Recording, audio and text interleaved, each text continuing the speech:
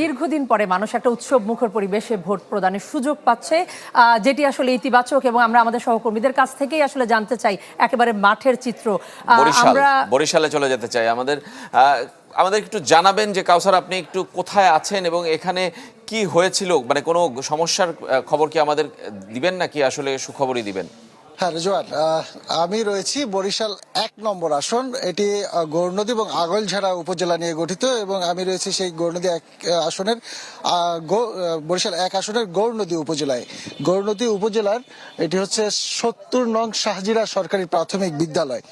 এই উপজেলা সহ আমি বরিশাল ১, ২, ৩, ৫ এবং ৬ অনেকগুলো আসনে ঘুরলাম সকাল থেকে এবং এখনো যে এসেছি এই উপজেলায়। কিন্তু এখন পর্যন্ত কিন্তু আপনি যেটি বলছিলেন যে শঙ্কার ঘটনা শোনাবো নাকি মানে সুখবর শোনাবো, তেমনটি আমি বলছি যে এখানে কোনো অপ্রীতিকর ঘটনার খবর কিন্তু আমরা পাইনি।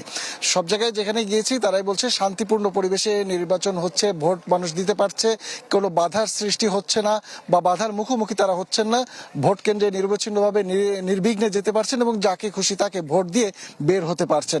আইন শৃঙ্খলা কমিটি যারা রয়েছেন, আইন শৃঙ্খলা রক্ষাকারী বাহিনী, তাদের তৎপরতা আমরা দেখেছি মাঠে সেনাবাহিনী কাজ করছে, বিভিন্ন জায়গায় তারা টহল দিচ্ছে। পাশাপাশি রয়েছে র্যাব, বিজিবি এবং পুলিশ, তাদেরকেও আমরা তাদের দায়িত্ব পালন করতে দেখেছি।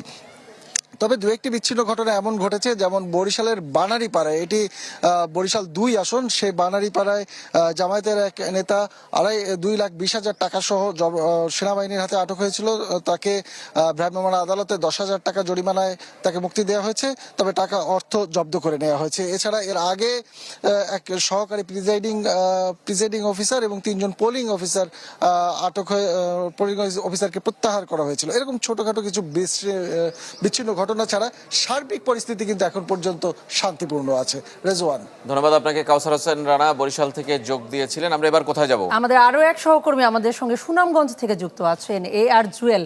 সুনামগঞ্জ হাওর এলাকা, আপনারা যে কেন্দ্রে আছেন সেখানে আপনার পেছনে কোনো লাইন আমি এখন পর্যন্ত দেখতে পাচ্ছি না। শেষ মুহূর্তে আসলে ভোটার উপস্থিতি কি নেই?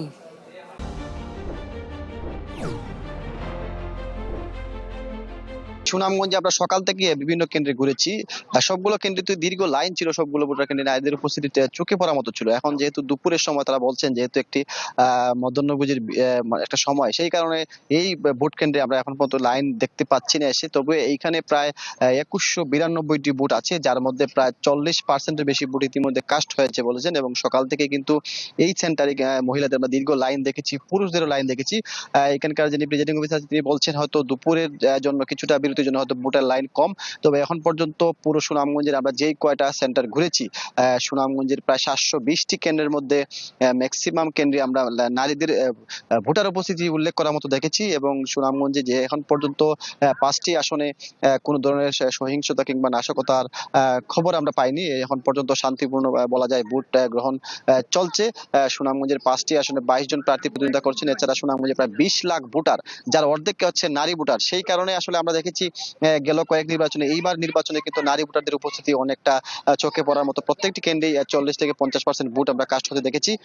আমি এখন সুনামগঞ্জের যে পিটিআই যে ভোট কেন্দ্রটি আছে সেটিতে আছি। এখানে আমরা বলেছি যে প্রায় 2192টি ভোট আছে। তো সব মিলিয়ে এখন পর্যন্ত বড় ধরনের কোনো নাশকতার খবর পাচ্ছি না। তবে বলছেন যে বিকালের দিকে শেষ ভোটার উপস্থিতি আরো বাড়তে পারে। এখানকার যে প্রিজাইডিং এবং রিটার্নিং কর্মকর্তারা আছেন তারা বলছেন যে ভোটার উপস্থিতি আগের চেয়ে অনেক ভালো হচ্ছে এবং বিকালের দিকে ভোটার উপস্থিতি আরো বাড়তে পারে। ধন্যবাদ। AR জুয়েল সুনামগঞ্জ থেকে যুক্ত হয়েছেন তিনি আমাদের সঙ্গে। এবং ভোটারের লাইন থাকলে কিন্তু 4:30টার পরেও কিন্তু তারা কিন্তু ভোট দেওয়ার সুযোগ পাবেন। লাইনে দাঁড়িয়ে থাকলে নির্বাচন কমিশন বলেছে 4টা থেকে যারা লাইনে দাঁড়িয়ে থাকবেন তাদেরকে 4:30টার ভোটের সময় অতিক্রম হওয়ার পরেও ভোট প্রদানের সুযোগ দেওয়া হবে। সুতরাং ভোট দেওয়ার এখনো বেশ কিছু সময় আছে।